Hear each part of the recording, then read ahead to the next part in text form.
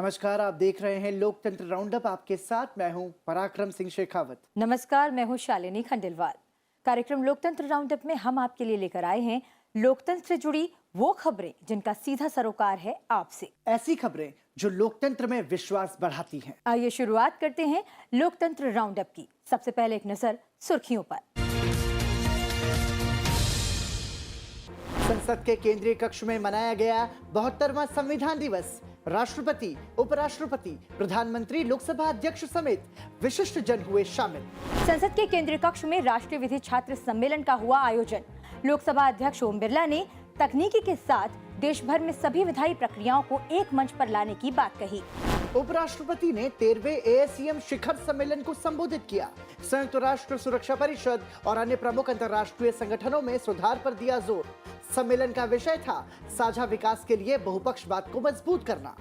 संसद परिसर में भारतीय रेल सेवा के नवनियुक्त अधिकारियों को लोकसभा अध्यक्ष ने किया संबोधित। कहा, आधुनिकीकरण के नए दौर से गुजर रही भारतीय रेलवे को नई ऊंचाइयों तक ले जाएंगे युवा अधिकारी। 26 नवंबर को संसद के केंद्रीय कक्ष में संविधान दिवस मनाया गया। राष्ट्रपति रामनाथ कोविंद ने समारोह की अध्यक्षता की। इस समारोह में उपराष्ट्रपति, प्रधानमंत्री और लोकसभा अध्यक्ष समेत कई मंत्रियों, सांसदों और विशिष्टजनों ने शिरकत की। इस मौके पर राष्ट्रपति ने कहा कि संसद भारत की लोकतांत्रिक व्यवस्था में सर्वोच्च स्थान रखती है। सभी सांसद यहां कानून बनाने के साथ साथ जनहित से जुड़े मुद्दों पर चर्चा करते हैं। उन्होंने कहा कि सत्ता पक्ष और विपक्ष में वैचारिक मतभेद हो सकते हैं, लेकिन ये मतभेद लोक सेवा के रास्ते में नहीं आने चाहिए।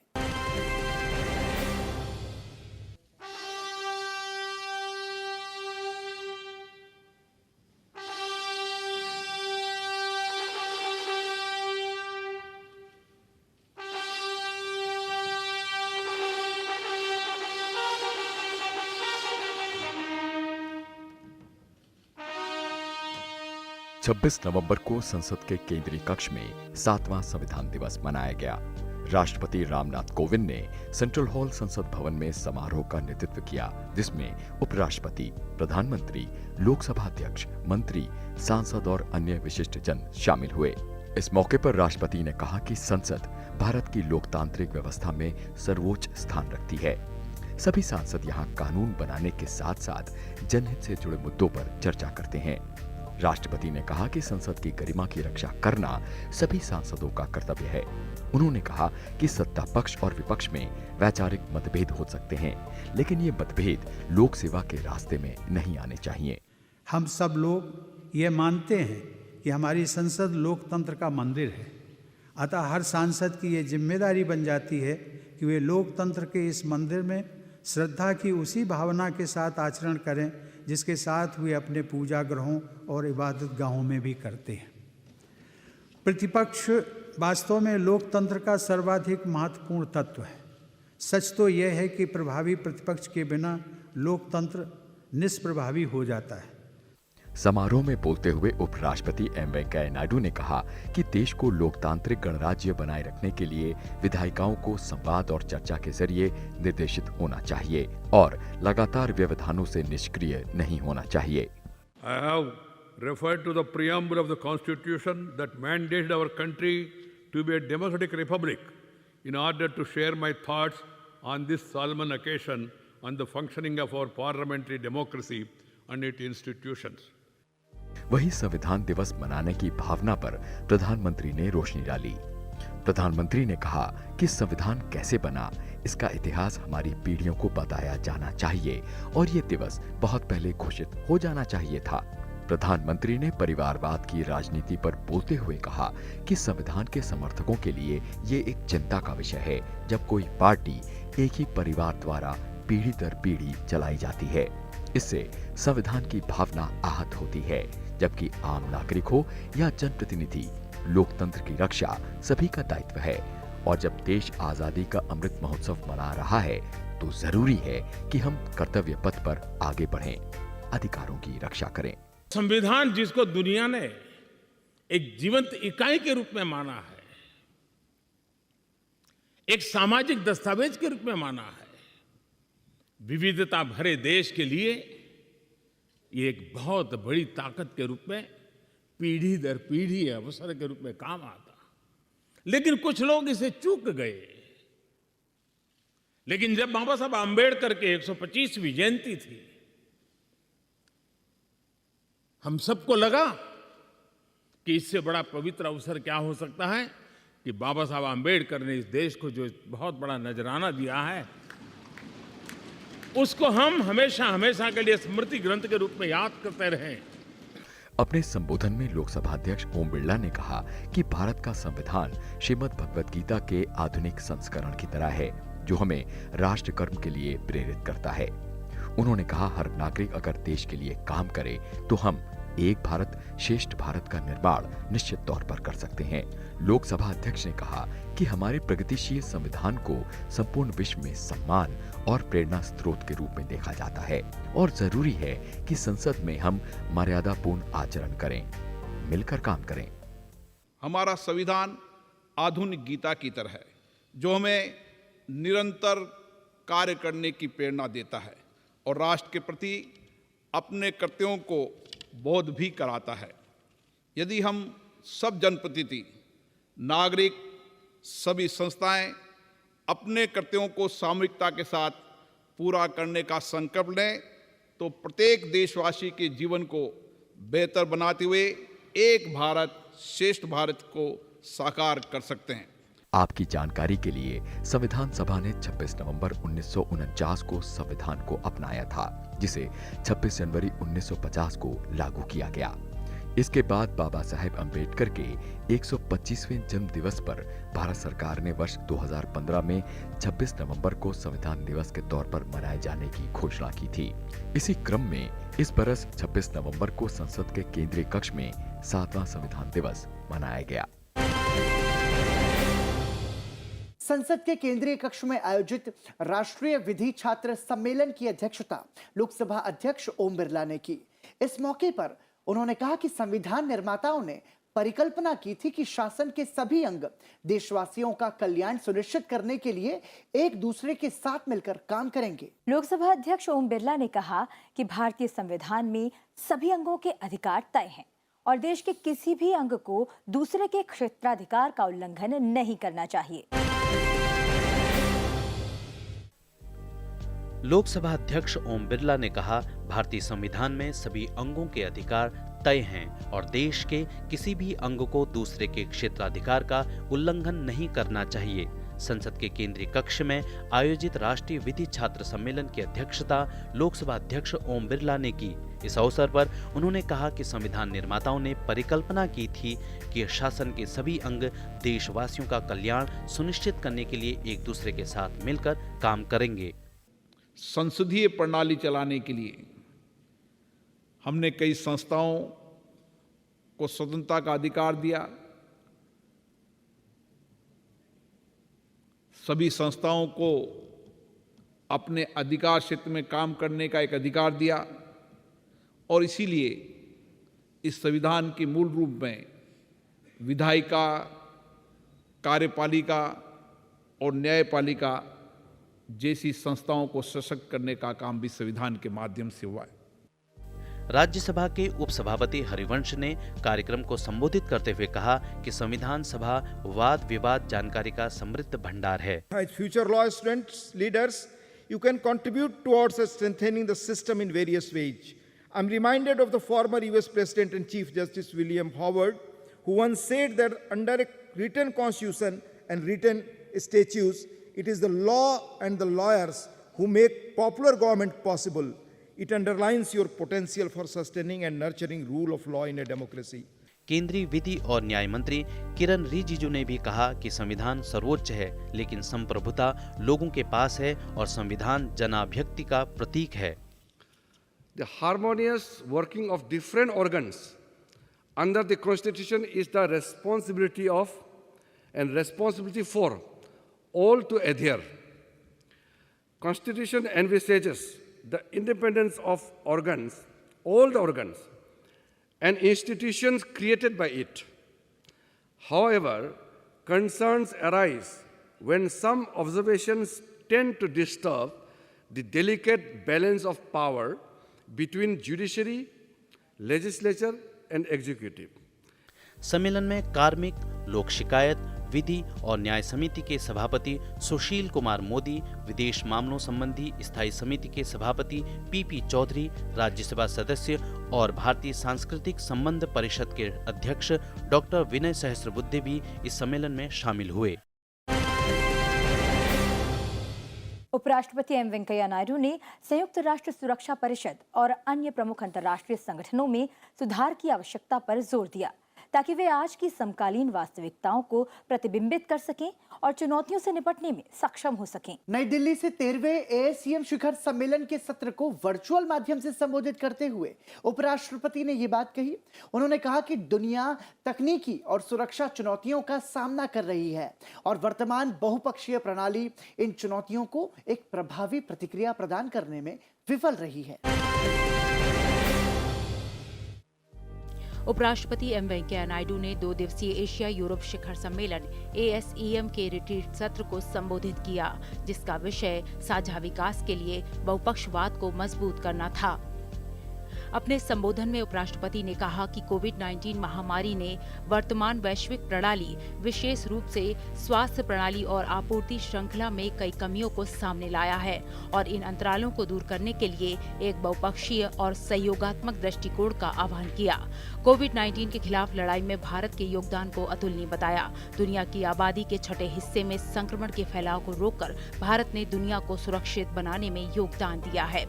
1 अरब से अधिक टीकाकरण हो चुका है, जो कि बड़ी उपलब्धि है। India's contribution to the world, despite our own domestic challenges in the time of pandemic, is well known and acknowledged. By controlling the transmission of infection in 1/6 of the world's population, India has contributed to making the world safer.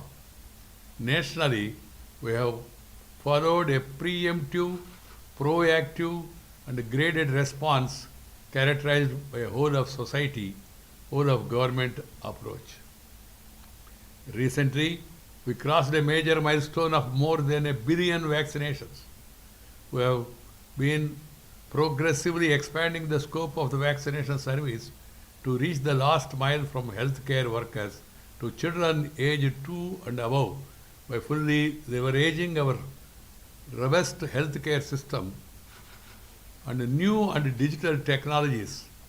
As announced at United Nations, India is also in the process of restarting the global export of vaccines to countries in need. फिलहाल समय है एक छोटे से break का। Break के बाद आपको बताएंगे लोकसभा अध्यक्ष ने भारतीय रेलवे को लेकर क्या उम्मीद जताई और इंटरवेंशनल पल्मोनोलॉजी पर वार्षिक अंतर्राष्ट्रीय सम्मेलन का उद्घाटन करते हुए उपराष्ट्रपति ने क्या कुछ कहा। आप बने रहिए हमारे साथ।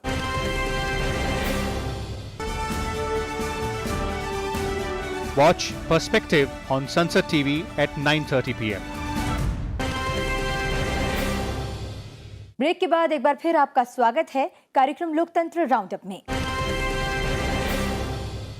उपराष्ट्रपति एम वेंकैया नायडू ने संसदीय और संवैधानिक मुद्दों पर एक प्रमुख टिप्पणीकार और अनुभवी पत्रकार डॉक्टर ए सूर्यप्रकाश की पुस्तक लोकतंत्र, राजनीति और शासन के अंग्रेजी और हिंदी संस्करणों का विमोचन किया। इस मौके पर उपराष्ट्रपति ने कहा कि देश में लोकतंत्र सभी नागरिकों के लिए समान अधिकार और न्याय सुनिश्चित करने के संवैधानिक सिद्धांतों के अनुरूप है और इसे किसी विदेशी संस्था से मान्यता की आवश्यकता नहीं है। उपराष्ट्रपति एम वेंकैया नायडू ने कहा कि देश में लोकतंत्र सभी नागरिकों के लिए समान अधिकार और न्याय सुनिश्चित करने के संवैधानिक सिद्धांतों के अनुरूप है और इसे किसी विदेशी संस्था से मान्यता की आवश्यकता नहीं है। उन्होंने नेहरू स्मारक संग्रहालय और पुस्तकालय की कार्यकारी परिषद के उपाध्यक्ष और संसदीय और संवैधानिक मुद्दों पर एक प्रमुख टिप्पणीकार और एक अनुभवी पत्रकार डॉक्टर ए सूर्यप्रकाश की पुस्तक लोकतंत्र, राजनीति और शासन नामक पुस्तकों के अंग्रेजी और हिंदी संस्करणों का विमोचन करते हुए यह कहा। Intense research and following evidence that he marshals in support of his arguments. Because information is very vital. But information with confirmation is more than an ammunition. He is known for it. His book, What Ails Indian Parliament, published 26 years ago, is a clear proof of such an approach of Sri Surya Prakash Ji, which brought out the shortcomings in the functioning of our apex legislature, with a huge body of statistics, perhaps for the first time. विश्व के बहुत से देशों को समझकर, उनके संविधान को समझकर, उनके लोकतंत्र की प्रक्रिया को समझकर लिखे गए हैं। और ये पुस्तक जिसको एक पुस्तक के रूप में आपके सामने उनके व्यूज़ को प्रस्तुत करने का प्रभात प्रकाशन ने कार्य किया है। पिछले 2 साल शायद 70-80 देशों का संविधान मैं पढ़ा हूँ, और पढ़ने के बाद मैं निसंकोच से ये कहना चाहता हूँ कि हमको ये गर्व होना चाहिए कि हमारा जैसे संविधान जहाँ हर एक व्यक्ति को पूरा हक और हर एक नागरिक को जो हक चाहिए एक डेमोक्रेसी में, वो सब हक मिलता है इस देश में। हम बहुत गर्व से हमारे संविधान के बारे में हम बात करना चाहिए। लोकसभा अध्यक्ष ओम बिरला ने संसद भवन परिसर में भारतीय रेल सेवा के मैकेनिकल इंजीनियर्स और Indian railway service of electric engineers और रेलवे कार्मिक सेवा के साल 2018 और 2019 बैच के अधिकारियों को संबोधित किया। रेल अधिकारियों को संबोधित करते हुए लोकसभा अध्यक्ष ने कहा कि देश के विकास में भारतीय रेलवे ने महत्वपूर्ण भूमिका निभाई है। उन्होंने कहा कि भारतीय रेल इन दिनों आधुनिकीकरण के नए दौर से गुजर रही है। आशा है कि युवा अधिकारी उसे नई ऊंचाइयों तक लेकर जाएंगे।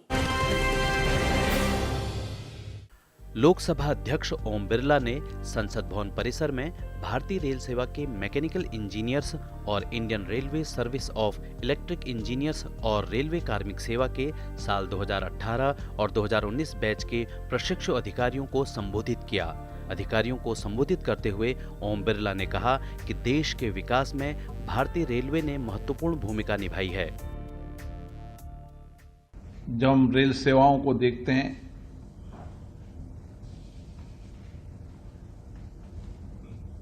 तो दुनिया के अंदर भारत की रेल सेवाएं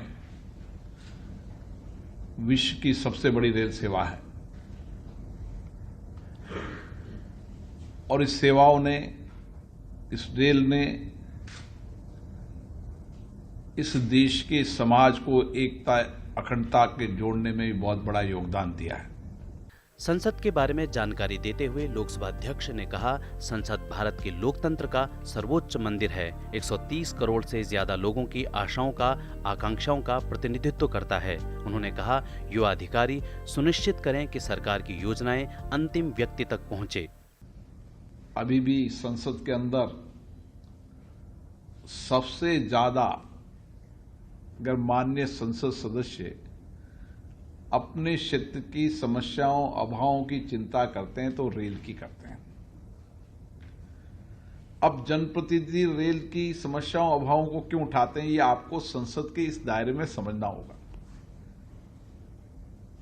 जिससे ज्यादा अपेक्षा है, आकांक्षाएं हैं, वही मुद्दे हमेशा संसद में उठते हैं। भारतीय रेलवे के अधिकारियों के लिए 2 दिवसीय अप्रिसिएशन कोर्स का आयोजन किया गया। यह आयोजन संसद की संस्था प्राइड द्वारा किया गया। लोकतंत्र शासन प्रणाली में कार्यपालिका, जिसका प्रतिनिधित्व सिविल सेवा के अधिकारी करते हैं, कार्यपालिका के निर्णयों को ठीक ढंग से लागू हो, इसके लिए सिविल सेवा के अधिकारी नीतियों और निर्णयों के कार्यान्वयन में महत्वपूर्ण भूमिका निभाते हैं। उपराष्ट्रपति एम वेंकैया नायडू ने इंटरवेंशनल पल्मोनोलॉजी पर दूसरे वार्षिक अंतर्राष्ट्रीय सम्मेलन ब्रोंकस 2021 का वर्चुअल रूप से उद्घाटन किया। उपराष्ट्रपति ने कहा कि लोग महामारी के बाद श्वसन स्वास्थ्य के महत्व के बारे में अधिक जागरूक हुए हैं। उपराष्ट्रपति ने टिप्पणी की कि तंबाकू के उपयोग से होने वाले फेफड़े और गले के कैंसर के उपचार पर सरकार और नागरिक समाज दोनों की अधिक से अधिक सार्वजनिक पहुंच होनी चाहिए। उपराष्ट्रपति एम वेंकैया नायडू ने इंटरवेंशनल पल्मोनोलॉजी पर दूसरा वार्षिक अंतर्राष्ट्रीय सम्मेलन का उद्घाटन किया। ब्रोंकस 2021 का वर्चुअल माध्यम से उद्घाटन किया गया। सम्मेलन का आयोजन करते हुए उपराष्ट्रपति एम वेंकैया नायडू ने ग्रामीण क्षेत्रों में स्वास्थ्य सुविधाओं के विस्तार पर जोर दिया। उपराष्ट्रपति एम वेंकैया नायडू ने कहा कि लोग महामारी के बाद सांस संबंधित रोगों के बारे में अधिक जागरूक हुए हैं। उपराष्ट्रपति ने पॉल्यूशन पर चिंता व्यक्त करते हुए कहा कि खासकर सर्दियों के महीनों के दौरान प्रमुख शहरों में बाहरी वायु की बिगड़ती गुणवत्ता चिंता की बात है। The pandemic gave a timely reminder that the quality of air we breathe also determines our health and well-being, especially in indoor spaces. This has highlighted the importance of having air circulation. Research suggests that airborne transmission of virus produced by even normal breathing or talking can stay suspended in the air for hours. Thus, crowded spaces with poor ventilation can pose high infection risk to individuals exposed to the stagnant air. This has to be understood by all. उपराष्ट्रपति M Venkaiah Naidu ने जलवायु परिवर्तन और वाहनों के प्रदूषण को रोकने और विकास के प्रति हमारे दृष्टिकोण पर एक गंभीर पुनर्विचार की आवश्यकता पर बल दिया। उन्होंने लोगों से अपने जीवन शैली का मूल्यांकन करने और अपने कार्बन उपयोग को यथासंभव घटाने के प्रयास करने के लिए आह्वान किया। The deteriorating outdoor air quality in major cities, like even Delhi, especially during the winter months, has also become a major concern for the lung health of our people. Climate change, increasing vehicular pollution, and other man-made factors are the chief contributors for this dire situation. We need to seriously rethink our approach towards development and progress from an ecology and sustainability standpoint. Pulmonology के क्षेत्र में robotics और confocal microscopy में भारत में कई उन्नत नैदानिक और चिकित्सीय प्रक्रियाएं उपलब्ध हैं और ये तेजी से दुनिया में चिकित्सा पर्यटन स्थल के लिए बन रही हैं। सम्मेलन के दौरान उपराष्ट्रपति एम वेंकैया नायडू ने कहा कि हमें ये प्रयास करना चाहिए कि सभी सुखी रहें और सभी निरोगी रहें। संसद के केंद्रीय कक्ष में पूर्व लोकसभा अध्यक्ष रवि रॉय की जयंती पर पुष्पांजलि अर्पित की गई। रवि रॉय 1989 से 91 तक नवीं लोकसभा के अध्यक्ष थे। लोकसभा अध्यक्ष ओम बिरला और राज्यसभा के उपसभापति हरिवंश ने उन्हें पुष्पांजलि दी। पूर्व लोकसभा अध्यक्ष रवि रॉय का जन्म ओडिशा के खुर्दा जिले के भानरागढ़ गांव में 26 नवंबर 1926 को हुआ था। वो मोरारजी देसाई की सरकार में जनवरी 1979 से जनवरी 1980 के बीच केंद्रीय स्वास्थ्य एवं परिवार कल्याण मंत्री भी रहे। साथ ही राष्ट्रमंडल स्पीकर्स फोरम के अध्यक्ष भी रवि रॉय थे। लोकसभा अध्यक्ष ओम बिरला के नेतृत्व में सांसदों ने संसद भवन में पूर्व लोकसभा अध्यक्ष रवि रॉय की जयंती पर उनके चित्र पर पुष्पांजलि अर्पित की। संसद सदस्यों ने पूर्व लोकसभा अध्यक्ष रवि रॉय को श्रद्धासुमन अर्पित किए। इस मौके पर राज्यसभा के उपसभापति हरिवंश ने भी पूर्व लोकसभा अध्यक्ष रवि रॉय के चित्र पर पुष्पांजलि अर्पित की। लोकसभा और राज्यसभा के महासचिव उत्पल कुमार सिंह और पीसी मोदी ने भी श्रद्धासुमन अर्पित किए।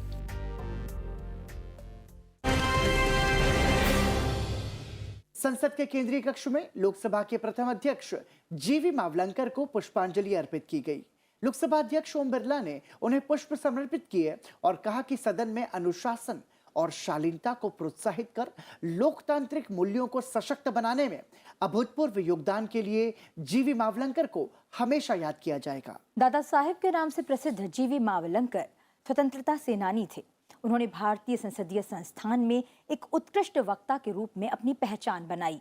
जीवी मावलंकर 1946 से 1956 तक 10 वर्षों की अवधि के लिए लोकसभा के अध्यक्ष रहे।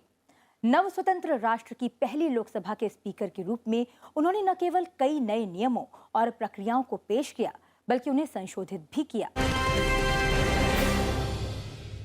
संसद के केंद्रीय कक्ष में संसद सदस्यों ने लोकसभा के पहले अध्यक्ष जीवी मावलंकर को श्रद्धासुमन अर्पित किए।